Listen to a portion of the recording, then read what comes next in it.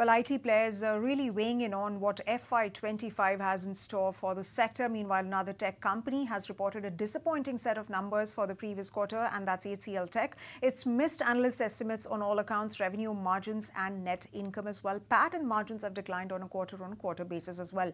And on the back of this, we're also seeing a weak guidance coming in for HCLTech. That is anywhere, this revenue guidance expected anywhere between 3 to 5% year on year. So that's all about HCLTech. We'll, of course, be looking at the commentary coming in from HCLTech's management in just a short while from now. But turning our focus now to automaker Maruti Suzuki, which has also reported a decent set of numbers for the quarter. 4 of FY24 revenue has come in line with estimates crossing the 38,000 crore mark. Net income has surpassed estimates, and that is expected to rise above 3.8 thousand crores. Margins have also expanded for the company for the past quarter on a year-on-year basis. And in fact, this is what we got from the management. Let's take a look at the commentary. Joined by our CFO, Pratik Agarwal, our Chief People Officer, Ram, and our Global Head of Financial Services, Srini Seshadri. And I'm joined by Anil Ganju, who handles a large part of our Americas portfolio, which consists of telecom, media, publishing, tech, and retail CPG verticals. So overall, from a business performance perspective, when we started the year, there was cautious optimism around growth in line with the market momentum at that time. There was obviously signals of reduced discretionary spend and slowdown in some key verticals. We as a company reacted to that uncertain environment with agility and flexibility that was required. And I'm pleased that we've delivered decent growth with good control over profitability. Overall, our annual revenue grew 5% in constant currency year on year and 5.4% in US dollar terms. This growth is attributed to good momentum both in our services business as well as our software business. We delivered a strong growth in our services business. It grew 5.4% year on year in constant currency. And if I'm right, we grew fastest organically in the industry. And HCL software business grew 2.3% in constant currency on year basis. Our company level operating margins in FY24 stood at 18.2%, aligned with our guidance of 18 to 19%. From a booking perspective, we had an excellent quarter. We had $2.29 billion of new deal wins this quarter, and the full year $9.8 billion of deal wins, which is a 10.2% growth compared to FY23. During the year, we had a total of 73 large deals, including 21 of them this quarter across products and services. Coming to our performance by segments, our IT and business services grew 6.2% YOY. ERS grew 1.6%.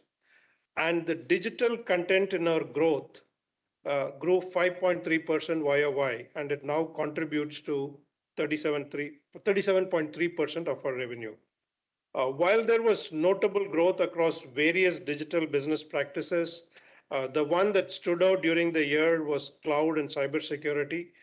We had phenomenal growth both in cloud migration to hyperscalers as well as setting up hybrid cloud environments for our clients. Software business, as I said, grew 2.3% year on year in constant currency. The business made significant progress this year by focusing on subscription and support revenue, which has increased from 79% to 83% from 23 to 24, and the ARR continues to increase steadily.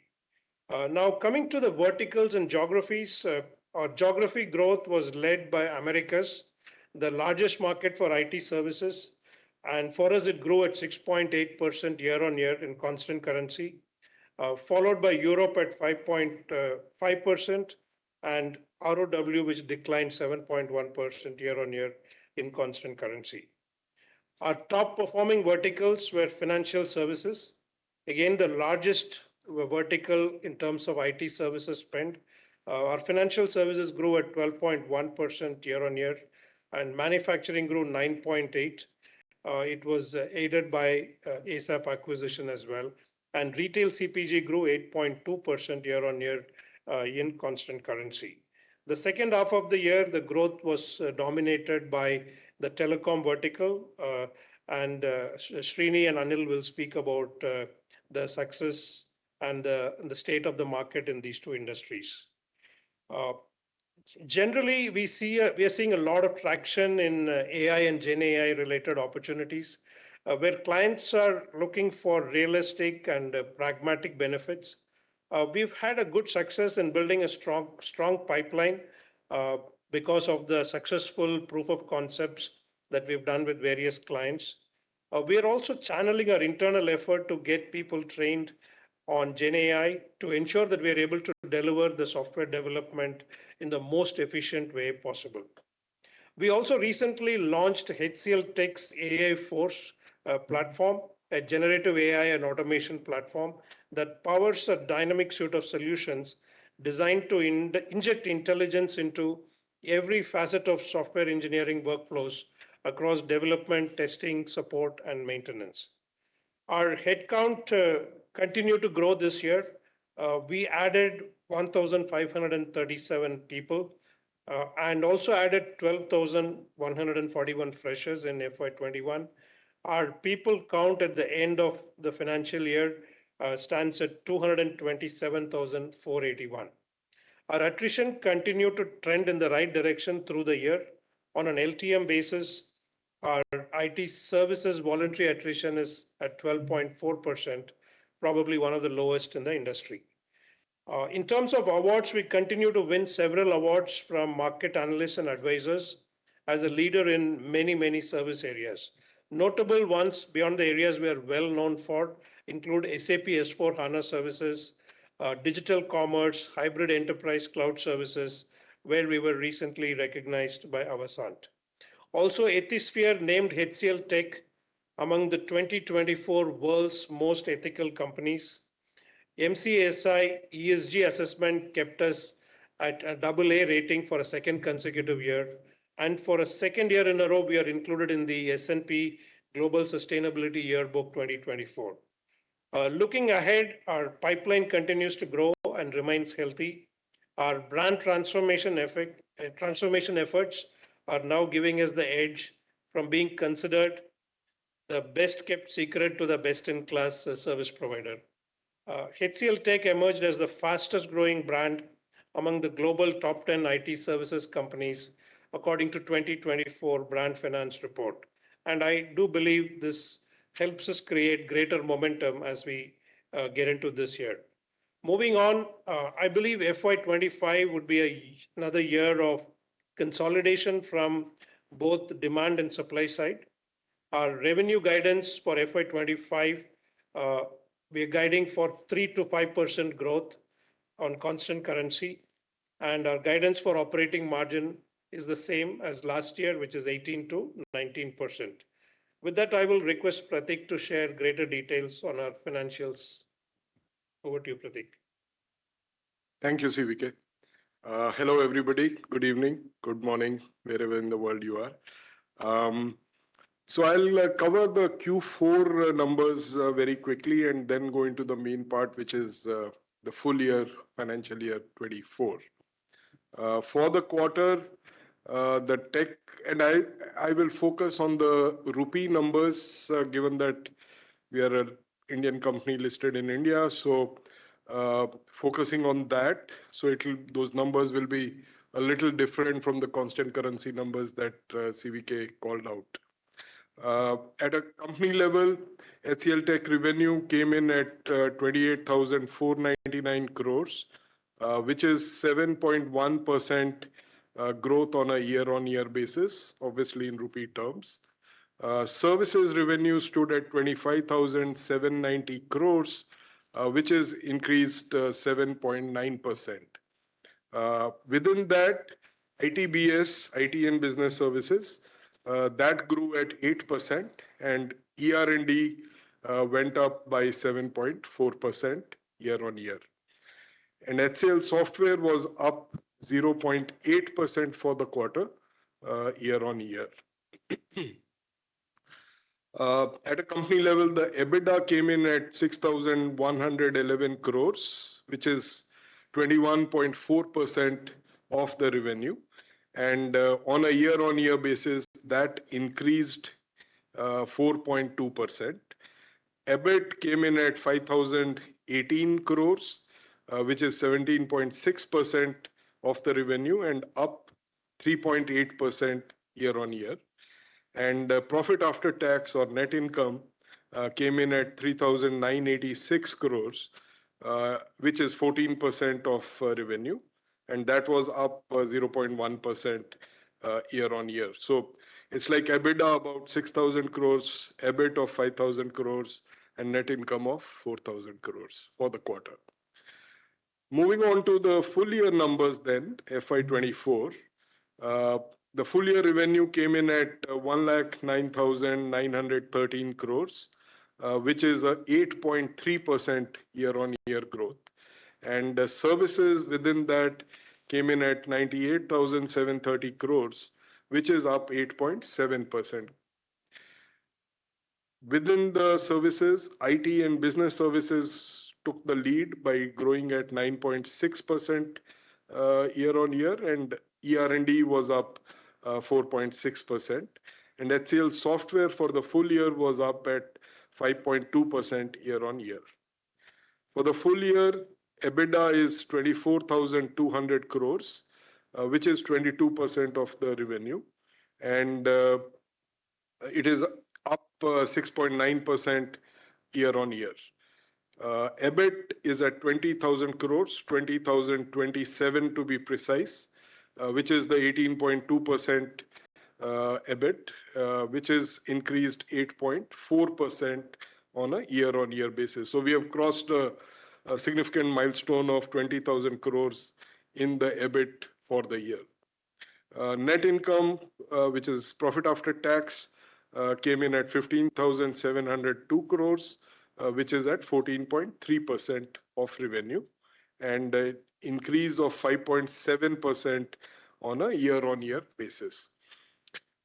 Return on invested capital is a metric we have been monitoring and publishing very consistently for the last few years, and that has improved significantly this year due to our continued focus on both the profitability and managing the capital efficiency of the company.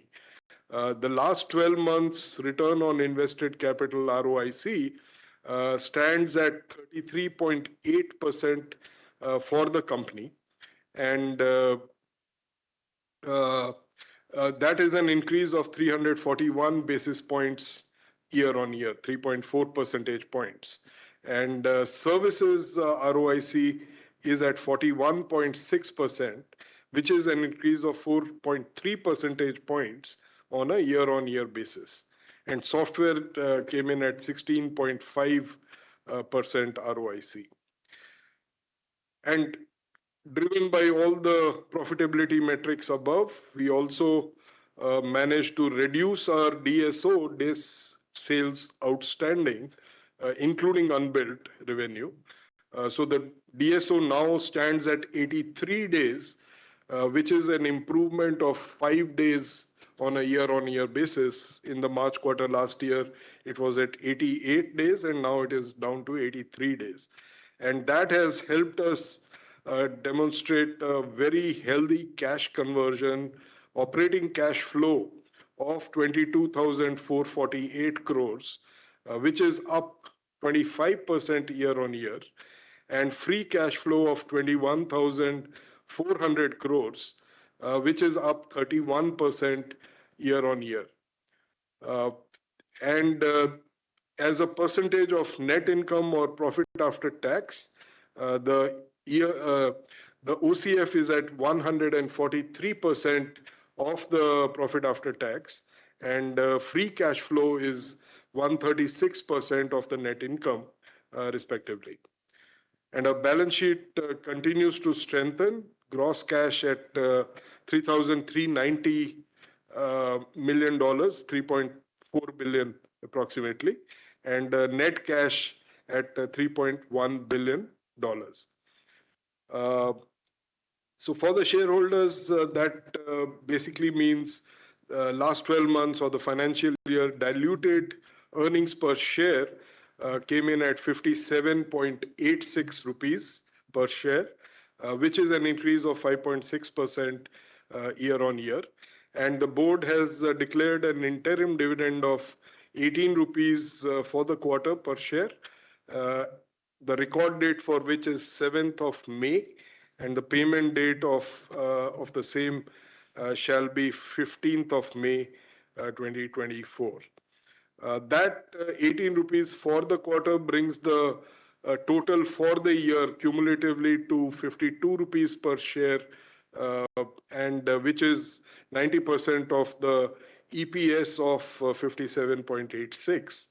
And that's a little higher than the capital payout run rate that we've maintained and the promise of minimum 75% that we had given about 2.5 years back. So that's it from my side. I'll now hand over to Ram Srini for the FS vertical. Okay. Thanks, Prateek. So I'm going to give some details of how financial services business has progressed. As we set out with the challenger mindset, we focused on three things. The first one was on verticalization of our infrastructure and of our engineering capabilities. The second was to ensure that we leverage the ever-evolving ecosystem to add maximum value to our customers. And the third one was to ensure that we had an outcome focus so that the customers were contractually committed to the benefits that they could expect. Now, in addition to this, we also took a few big bets, 3 of them, in fact. One was an offering which was on hybrid cloud.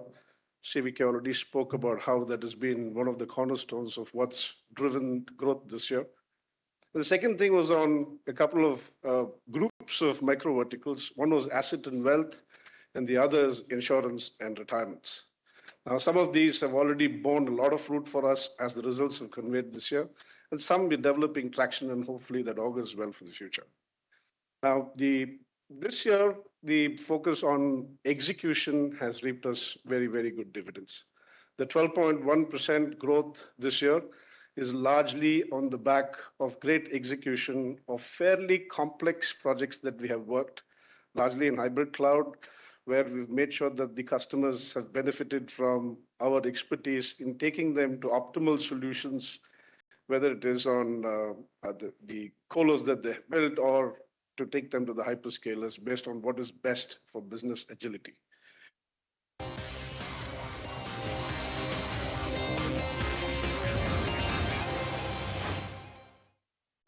If you like this video, then like, share and subscribe to ET Now.